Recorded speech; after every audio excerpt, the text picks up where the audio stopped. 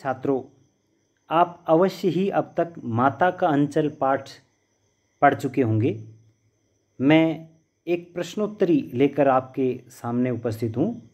माता का अंचल पाठ की प्रश्नोत्तरी कक्षा 10 के लिए, और ये प्रश्नोत्तरी गूगल फॉरम से निर्मित है, जिसमें सबसे पहले आप अपनी ईमेल आईडी भर देंगे। तत्पश्चात आप अपना नाम और विद्यालय का नाम भर देंगे, और उसके बाद ये पहला प्रश्न है, माता का अंचल पाठ के लेखक हैं, अर्थात माता का अंचल पाठ के लेखक कौन हैं? कमलेश्वर, शिवपूजन सहाय, मधु कांकरिया या अज्ञेय? इनमें से कोई एक विकल्प सही है। यदि आप पाठ पढ़ चुके हैं और आपने लेखक का नाम जान लिया है तो आपको पता होगा कि शिवपूजन सहाय माता का अंचल पाठ के लेखक हैं। आपके सामने दूसरा प्रश्न रखता हूँ। भोलानाथ का असली नाम क्या था? भोलानाथ, जो कि इस कहानी में मुख्य पात्र है और एक छोटा बालक है, उसका मूल नाम क्या था?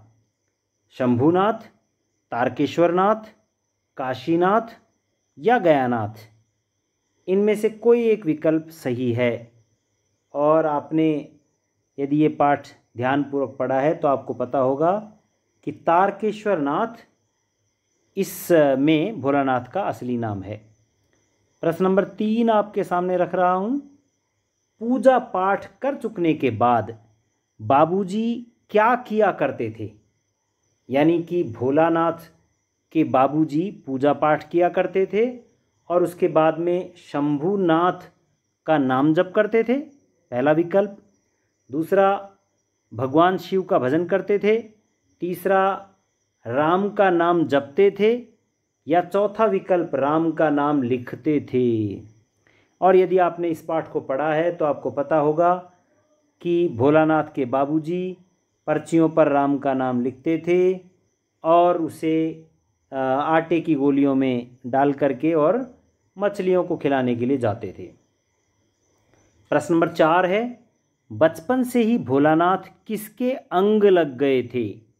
अंग लगना मतलब उनको किसकी गोद भा गई थी, किसके साथ वे ज़्यादा रहा करते थे, ये मतलब।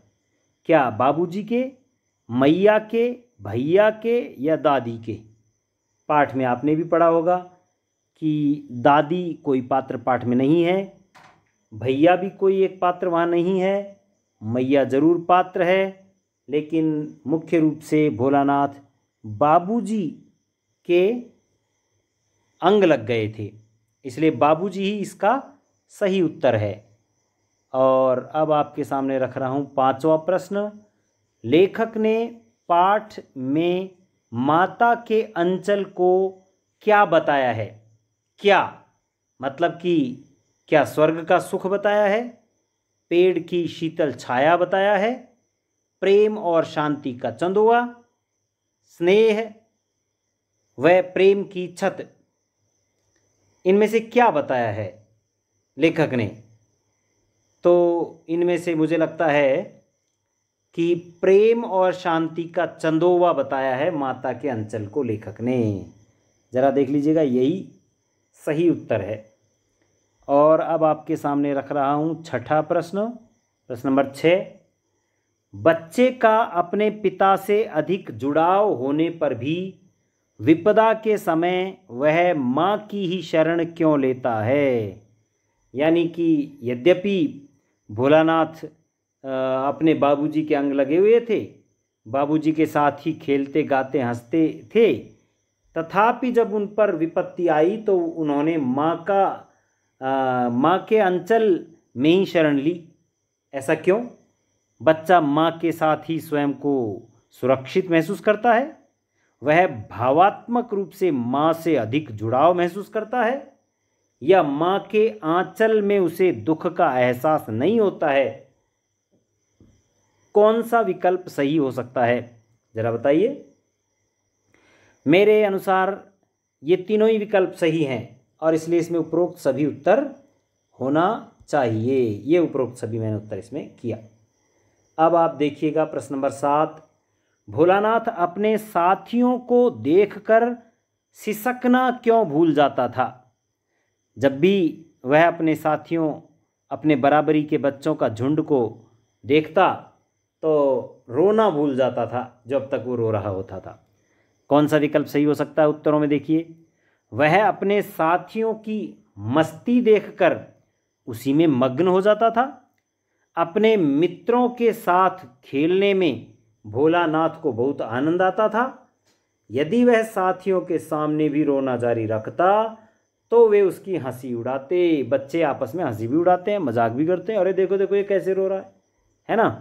तो मुझे लगता है कि इसमें ये तीनों विकल्प, उपरोक्त तीनों विकल्प सही हैं, इसलिए इसमें भी उपरोक्त सभी आएगा। प्रश्न नंबर 8 आपके सामने रखता हूँ। गीत के रूप में बनी हुई कौन सी तुकबंदी पाठ में नहीं आई है? जरा ध्यान दीजिएगा, पाठ में जो तुकबंदी नहीं आई है वो बतानी है, जो आई है वो नहीं बतानी है। देखिए, राम जी की चिरई, राम जी का खेत, है ना, आप भी याद कर रहे होंगे, ये तो तुकबंदी आई है पाठ में। रहरी में रहरी पुरान रहरी, ये भी आई है।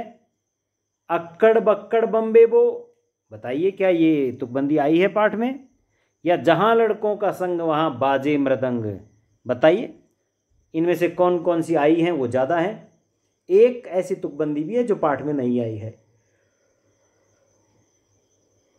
और मेरे हिसाब से अक्कड़ बक्कड़ बम्बे बो यही वह तुकबंदी है जो पाठ में नहीं आई है। 9 नंबर प्रश्न आपके समक्ष रखता हूँ। भोलानाथ की मैया थोड़ा और खाने की हठ क्यों करती थी? भोलानाथ को उसके बाबूजी खाना खिलाते, वो खा चुकता था, उसके बाद भी उसकी मैया और खाने की हठ करती थी, उससे कहती थी थोड़ा और खाओ।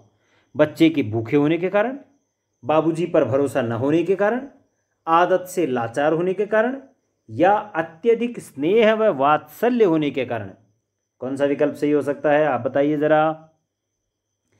मुझे लगता है अत्यधिक स्नेह और वात्सल्य के कारण मैया ऐसा करती थी। आप देख लीजिएगा 10वां प्रश्न। ग्रामीण जीवन की पहचान नहीं है, ग्रामीण जीवन की जो पहचान नहीं है वो बतानी है, जो है वो नहीं बतानी है। सादगीपूर्ण जीवन शैली, ये तो है। संबंधों में अपनत्व का भाव, ये भी मेरी समझ में है। प्रकृति के करीब जीवन, ऐसा भी होता है।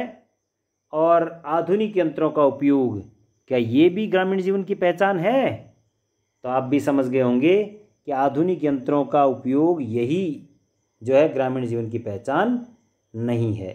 अब आपके सामने है सबमिट बटन और आप सबमिट करें इसको।